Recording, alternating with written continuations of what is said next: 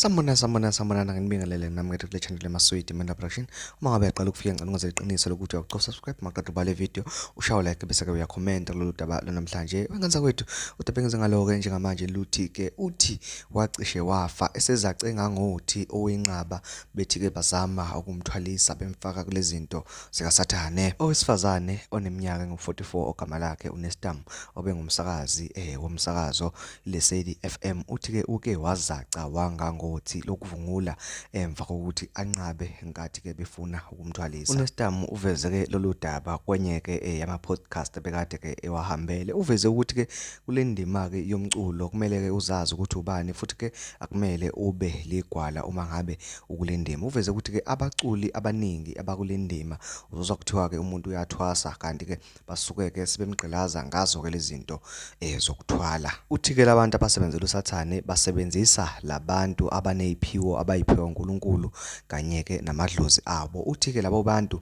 uma ngabe ke umuntu esethwalisiwe akukho okutheni ke asuke ekwenza, kodwa nje uma ngabe eqhamuka kuvesane nje kuhlanye wonke umuntu. Echaza ke uphinde waveza ukuthi ke yena ngenkathi ke bemtshela ukuthi ke akathwale enqaba bamtshela emehlweni ukuthi ke uzohlupheka aze afe njengenja engenalutho. Laba bantu ke abasebenzela uSathane uthi ke mabefuna ujoyine bakuthembisa ke izulu nomhlaba ukwenza ukuthi ke kube yiyona into eyamenza ukuthi naye anqabe uma ke ebona ozwa kabo akayekade esebenza nabo, abanye sebevithikile, abanye sebeshonile ngisho nokushona, ngakho ukuthi ke babekade bejoyine yona le club kaSathane. Uthi nje uma ngabe ke ungena kulento emva nje kwenyanga ezintathu abantu basuke sebehlanywa ngawe, ubizwa ngapha nangapha, uqashwa ngapha nangapha, imali ingena ngapha nangapha, ubeke nemali eningi, kodwa uthi akugcine lapho kugcina ngokuthi ke uphelelwe ushadile. Phinde ke wathi ke kunamazwi ke owazwayo uma ngabe ke usungene kulento. Uthi lawo mazwi iwona kanye amazwi ayiziwa uRick lawo mazwi abizwa ngokuthi ke the voices man. Uphinde wathi ke laba baculi abajoyinele iclub uma ngabe ke sibecula kumele ke ulalele inhlamvu zabo, uyilalesisise,